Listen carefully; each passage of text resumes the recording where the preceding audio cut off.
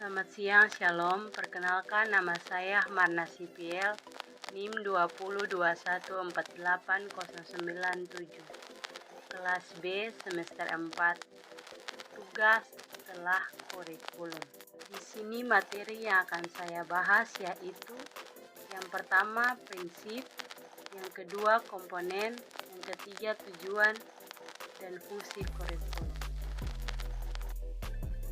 Yang pertama, kurikulum merupakan sebuah contoh perangkat mata pelajaran atau program pendidikan yang ditawarkan oleh suatu lembaga untuk mencapai proses tujuan pembelajaran siswa. Kurikulum pada umumnya dapat diatur oleh pemerintah seperti Kementerian Pendidikan. Yang berikut ada 4 prinsip pengembangan kurikulum. Yang pertama, prinsip relevansi, yaitu pengembangan kurikulum harus memiliki relevansi antara komponen kurikulum dan harus memiliki relevansi dengan tuntutan sains dan teknologi. Yang berikut prinsip kontinuitas, yaitu pengembangan kurikulum harus memiliki kesinambungan baik secara vertikal maupun secara horizontal. Yang berikut prinsip fleksibilitas, yaitu pengembangan kurikulum harus berupaya agar hasilnya fleksibel dalam implementasinya. Yang berikut prinsip integritas, yaitu pengembangan kurikulum harus memperhatikan perilaku dan nilai-nilai yang berlaku di masyarakat. Yang berikut komponen kurikulum. Komponen kurikulum terdiri dari tujuan, materi atau isi, metode atau proses, dan evaluasi. Dari bagan tersebut menggambarkan bahwa keempat komponen kurikulum di atas adalah suatu sistem yang saling berkaitan satu sama lain. Apabila salah satu komponen yang membentuk sistem kurikulum terganggu atau tidak berkaitan dengan komponen lainnya, maka sistem kurikulum juga akan terganggu. Adapun komponen pembentukan kurikulum, yaitu yang pertama tujuan.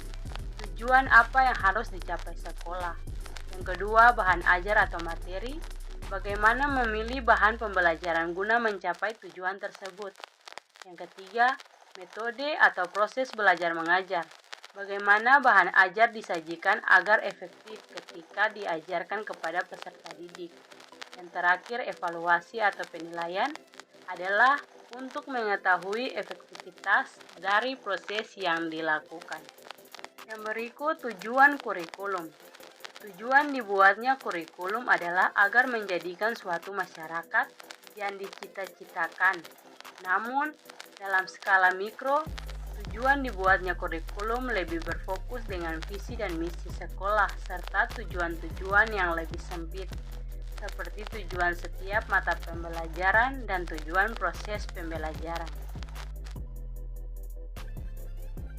Terakhir, fungsi kurikulum. Yang pertama, bagi guru, yaitu kurikulum berfungsi sebagai pedoman dalam melaksanakan proses pembelajaran. Yang kedua, bagi kepala sekolah atau pengawas, yaitu kurikulum berfungsi sebagai pedoman dalam melaksanakan supervisi atau pengawasan. Yang ketiga, bagi orang tua, kurikulum berfungsi sebagai pedoman dalam membimbing anaknya belajar di rumah. Yang keempat, masyarakat, yaitu kurikulum berfungsi sebagai pedoman untuk memberi bantuan bagi terselenggaranya proses pendidikan di sekolah. Dan yang terakhir, bagi siswa, yaitu kurikulum berfungsi sebagai suatu pedoman belajar.